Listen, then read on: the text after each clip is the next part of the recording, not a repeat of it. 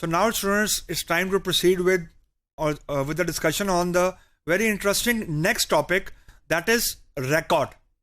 Records क्या होते हैं and how handy records are in the perspective of PLSQL. अच्छा, अब PLSQL में एक हम डिस्कशन करेंगे रिकॉर्ड की with a lot of examples, और एक हम डिस्कशन करेंगे कलेक्शन की. ये दो डिफरेंट चीजें हैं, डोंट मिक्स देम अप, क्योंकि कुछ बुक्स के अंदर दोनों को मिला के लिखा होता है और डिस्कशन में भी अमूमन हम एक ही दोनों को समझते हैं, लेकिन हैं दोनों बिल्कुल डिफरेंट. जब हम डिस्कशन में प्रोसीड करेंगे you will get to know the difference, and when I will discuss a collection I will try to give you a comparison between the two, between the record and the collection, to just to clear the perspective. So for now let's proceed with the discussion of the record. Record क्या होता है? Record basically एक composite data type है. Composite data type से basically मुराद ये to keep the things simple, कि जो variable होता है, normal variable जो हम declare करते हैं, जिसको हम लोग scalar data type भी बोलते हैं.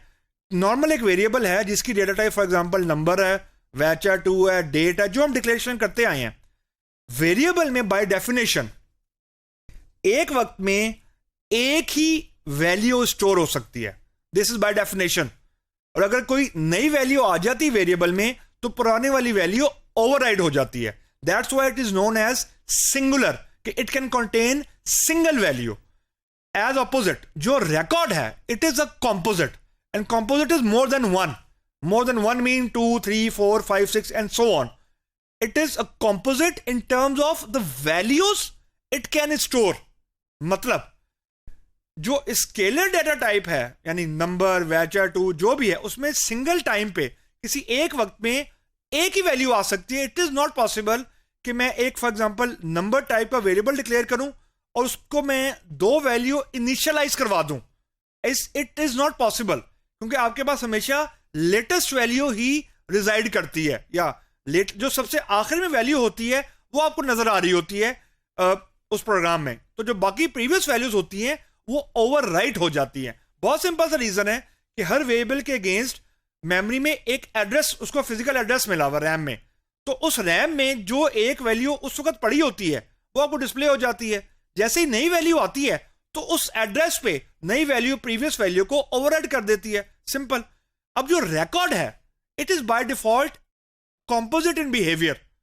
इससे मुराद ये कि जब हम रिकॉर्ड क्रिएट करते हैं तो हम मल्टीपल वैल्यूज को, या यूं कह लें मल्टीपल इंफॉर्मेशन को एक वक्त में एक्सेस कर सकते हैं. That's a beauty of record, and that's a difference between a record and scalar data type, number, varchar 2, date, जो भी. जो इसका सबसे ज्यादा यूज है वो यूज है कि अभी हम जब टाइप का कीवर्ड यूज कर रहे थे प्रीवियस कोड के अंदर, तो हम फॉर एग्जांपल एक वेरिएबल का नाम डिक्लेयर करते थे और हम लिखते थे टेबल नेम डॉट उसका कॉलम नेम और परसेंटेज टाइप. इससे मुरादी होती थी कि हम वेरिएबल को वो डेटा टाइप असाइन करने जा रहे हैं जो उस पर्टिकुलर टेबल के कॉलम की है, लेकिन वो एक कॉलम की डेटा टाइप होती थी. अगर मुझे दो कॉलम की डेटा टाइप रेफर करनी थी डेटाबेस के किसी टेबल के किसी कॉलम पे, तो मुझे 2 मरतबा टाइप का कीवर्ड लिखना पड़ता था. जब हम रिकॉर्ड क्रिएट करते हैं तो हम एक ही कीवर्ड से या एक ही वर्ड को यूज करते हुए पूरे के पूरे टेबल के कॉलम्स को रेफर कर सकते हैं, क्योंकि इट इज अ कॉम्पोजिट. तो इसके अंदर मल्टीपल वैल्यूज भी आ सकती हैं, मल्टीपल डेटा टाइप भी आ सकती है, और मल्टीपल कॉलम की वैल्यूज भी आ सकती हैं. और जब हम मल्टीपल कॉलम की डिस्कशन कर रहे हैं तो हम एक्चुअली डेटाबेस के टेबल की बात कर रहे हैं, क्योंकि टेबल के अंदर मल्टीपल कॉलम्स हैं, और जब मल्टीपल कॉलम्स हैं तो कॉलम्स के अंदर एक्चुअली वैल्यूज स्टोर होती हैं, हम लोग को पता है.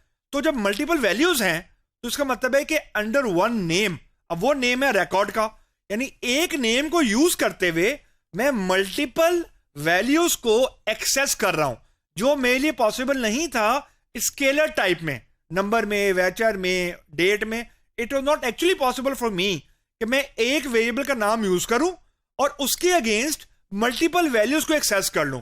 But in record actually I can do that. तो बेसिकली क्रक्स ये है कि जब हमने फॉर एग्जांपल हमने कर्सर लिखे थे तो हमें एक एक वैल्यू रीड करनी पड़ती थी लोकल वेरिएबल्स में, जो कि टेबल, जो कि सिलेक्ट की क्यूरी में डिफाइन की होती थी मैंने कॉलम, जो भी कॉलम मैंने सिलेक्ट की क्यूरी में डिफाइन किए होते थे या मैं सेलेक्ट किए होते थे, उतने ही वेरिएबल मुझे लिखने पड़ते थे इनटू क्लॉज के बाद, फॉर एग्जांपल।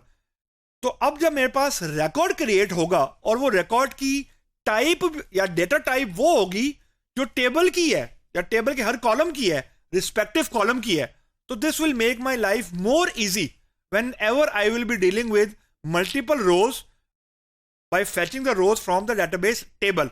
तो इन क्रक्स रिकॉर्ड जो है वो कंपोजिट डेटा टाइप है, मल्टीपल वैल्यूज को हैंडल कर सकता है, मल्टीपल डेटा टाइप इसके अंदर एकॉमलेट हो सकती हैं, और मल्टीपल वैल्यूज का मतलब ये कि हम टेबल की पूरी रो को एक रिकॉर्ड के अगेंस्ट हम मैप कर सकते हैं। तो this is all about the introduction of records.